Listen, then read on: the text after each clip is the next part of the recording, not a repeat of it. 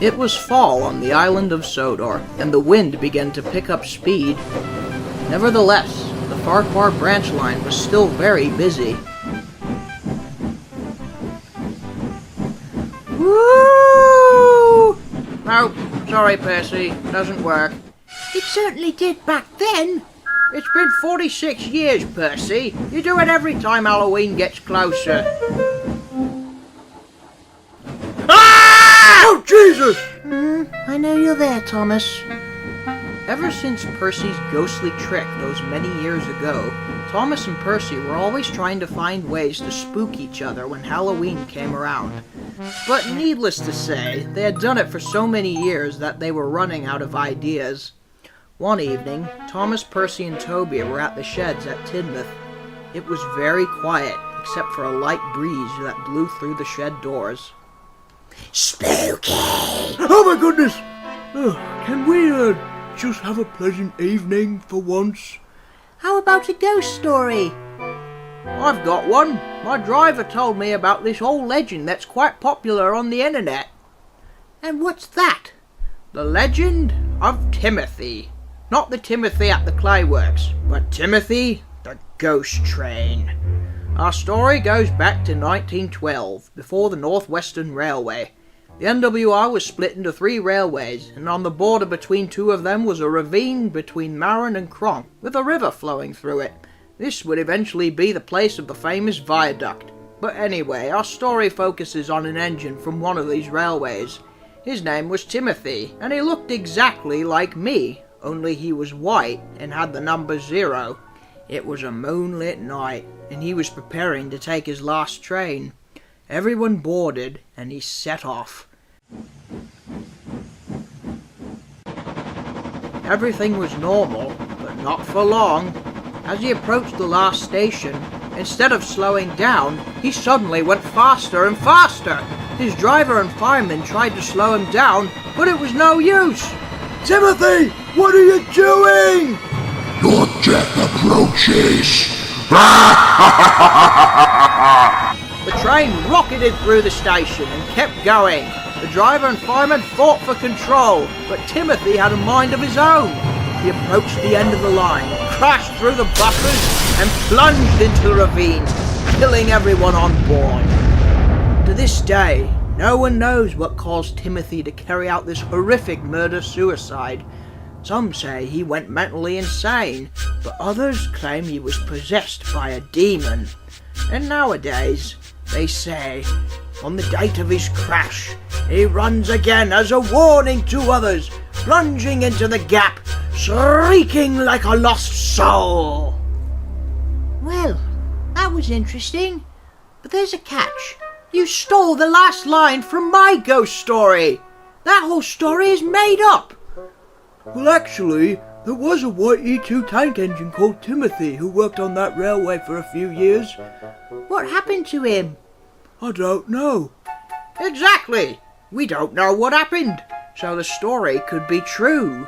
Who knows? Rubbish! It would be all over the news. We would know about it. To be honest, that was one of the worst ghost stories I've ever heard. Now, if you'd excuse me, I'd like to go to sleep. Yeah, whatever. I think I'll do the same.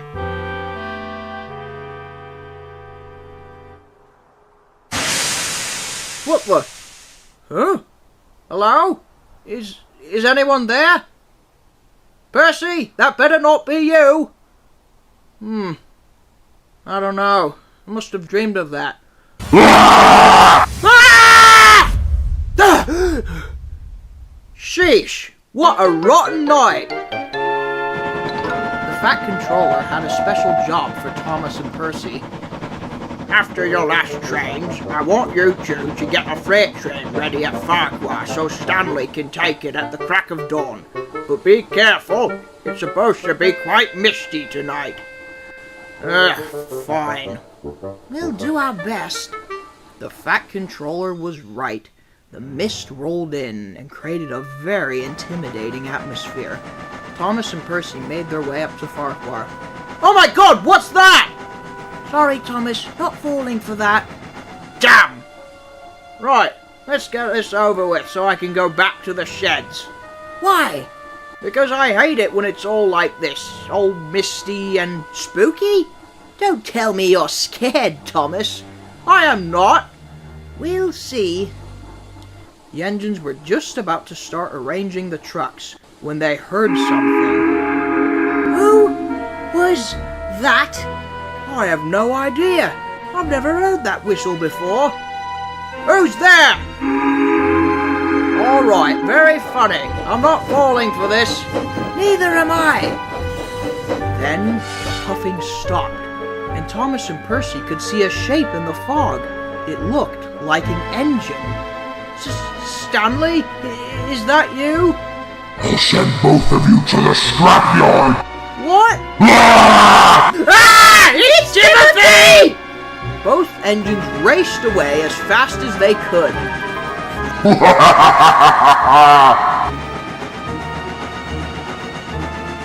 The engines were so frightened that they didn't see Mavis coming in the opposite way. Look out!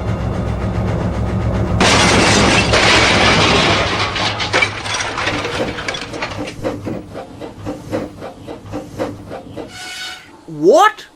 Toby! Oh, sorry. I didn't mean to cause you to crash. You rotten wooden outhouse on wheels! I say, you two were really freaked out.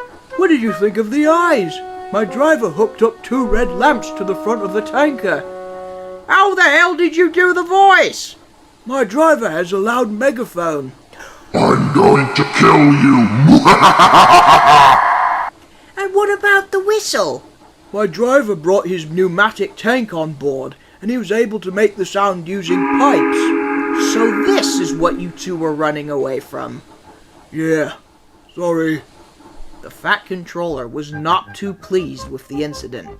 Feeling bad for what he had caused, Toby offered to arrange the trucks while Thomas, Percy, and Mavis were hoisted back onto the tracks. The Fat Controller had a stern message for the 3 engines the next day. Now, about this engine, Timothy. The whole story about his suicidal rampage is 100% false. He simply left the island after being sold to a railway on the mainland. Oh, I see. So where did that whole bogus story come from? It came from someone on the internet who didn't have anything better to do, and it was made to seem like it actually happened. Stories like these are called creepypastas. That's an odd word. After the Fat Controller left, the 3 engines decided to stop spooking each other. It doesn't do any good. It just doesn't work anymore. What do you say? I fully agree. But how about, instead of spooking each other this Halloween, how about we team together and try to trick those big engines?